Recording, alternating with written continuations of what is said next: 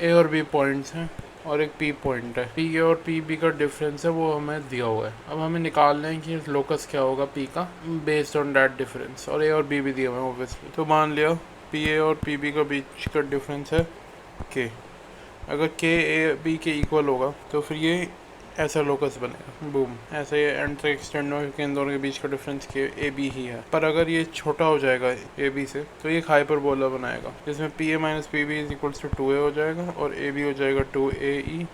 के दिया हुआ है और ए बी दिया हुआ है, इससे हम लोग ए निकाल देंगे। के से ए निकल जाएगा, के और ए बी से ई निकल जाएगा और ई और ए से हमारा बी निकल जाएगा। तो यूजुअली दोनों को सेम एक्सिस पे ही देंगे, या तो उनका वाई कॉमन होगा या फिर एक्स कॉमन होगा। जैसे 2,7 और 2,11 एक ऐसा हाइपरबोला बनेगा। हमारा वो हाइपरबोला है x square upon a square minus y square upon b square equals to 1। ये जो ये दो लाइन्स हैं इसकी एसिम्प्टोट्स हैं। कैसे हम लोग एक ऐसा हाइपरबोला निकालें जो अगर हम लोग वाई स्क्वायर वाली टर्म पहले लिखते हैं तो ये ऐसा हाइपरबोला बनेगा, बस बी कॉमा 0 है वही होगा, या समवॉट ऐसा।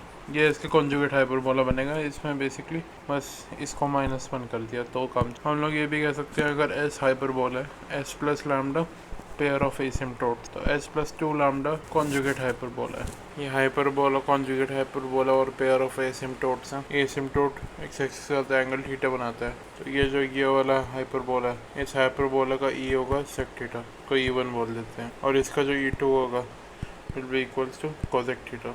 इससे एक हमारा रिलेशन आ जाता है E1 का स्क्वायर प्लस 1 अपॉन E2 का स्क्वायर इज इक्वल्स टू 1। अब जो नेक्स्ट बात करेंगे वो होगी फोकाई के बारे में। जो इनका फोकाई है, डायग्राम मैंने बहुत ही ज़्यादा गलत बनाया, पर जो भी हो, ये जो ये 4 पॉइंट्स मिल रहे हैं, ये हाइपरबोला और कॉन्जुगेट हाइपरबोला के फोकाई ये सारे मिलके एक स्क्वायर बनाते हैं। ये साइड ये साइड ये साइड और ये साइड, ये चारों इक्वल हैं। एक हाइपरबोला रेक्टेंगुलर हाइपरबोला तब होता है जब ए और बी इक्वल हो जाते हैं, E√2 के इक्वल हो जाता है। हाइपरबोला और उसके कॉन्जुगेट हाइपरबोला दोनों की एसेंट्रिसिटी सेम होती है और दोनों रेक्टेंगुलर हाइपरबोला होते हैं, और जो एसिम्प्टोट्स होते हैं वो म्यूचुअली परपेंडिकुलर होते हैं। हाइपरबोला पर 2 पॉइंट्स हैं, θ1 θ2, उन दोनों को ज्वाइन करते हुए कॉर्ड की इक्वेशन।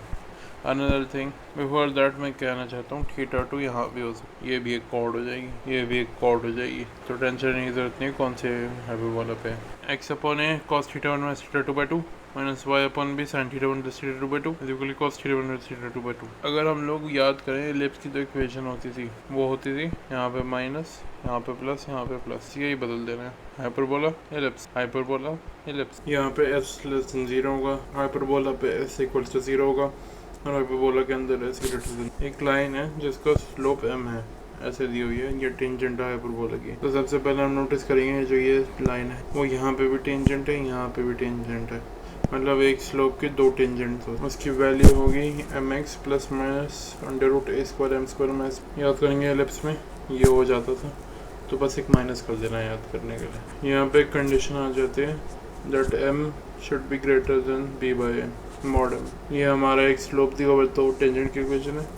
अब एक पॉइंट दिया हुआ है उसकी ये हो जाएगी, और एक थीटा दिया हुआ है तो उसकी ये हो जाएगी। अगर हम एक इक्वेशन ले लेते हैं y² upon b² minus x² upon a² is equals to 1, और हम लोग इसकी टेंजेंट की इक्वेशन निकालना चाहते हैं तो हमें क्या करना होगा, ऐसे कर देना होगा। सबसे पहले ये हमारा एक नॉर्मल पैराबोला के स्टैंडर्ड इक्वेशन में आ गया, ये हमारा एक हाइपरबोला का स्टैंडर्ड इक्वेशन बन गया। अब a की जगह -a कर दो और b की जगह -b कर दो, और 1 की जगह 1 कर दो, और अब एक जनरल इक्वेशन लिख दो इसकी, i is equals to mx plus minus √a² की जगह -a² m², -b² की जगह -b² -b², तो ये हो जाएगा b² माइनस m² a²। तो मतलब y का कोफिशिएंट का रेसिप्रोकल का स्क्वायर माइनस स्लोप का स्क्वायर इंटू x के कोफिशिएंट का रेसिप्रोकल का स्क्वायर। ये हाइपरबोला का डायरेक्टर सर्कल जहाँ पे टेंजेंट्स परपेंडिकुलर होते हैं, 2 परपेंडिकुलर टेंजेंट्स हैं। इसकी इक्वेशन हो जाएगी x² plus y² is equal to a² minus b²। अब यहाँ पे कंडीशन आ जाती है अगर a² बड़ा हो जाएगा b² से तो ही डायरेक्टर सर्कल आ पाएगा। अगर a² और b² इक्वल हो गए तो जो इक्वेशन आएगी x² माइनस y² अपॉन में a² is equals to 1। a² उधर ले जाओगे तो ये एक रेक्टेंगुलर हाइपरबोला की आ जाएगी। तो यहाँ पे ये 0 हो जाएगा, तो x और y को दोनों 0 होना पड़ेगा, मतलब यहाँ पे जो नॉर्मल, तो हम लोग मान सकते हैं पैराबोला के एसिम्पटोट्स परपेंडिकुलरली इंटरसेक्ट करते हैं एक दूसरे को। वन अगर b बड़ा हो जाएगा a से तो फिर डायरेक्टर सर्कल बनेगा ही नहीं, टेंजेंट्स एक दूसरे को परपेंडिकुलरली कट करेंगे ही नहीं।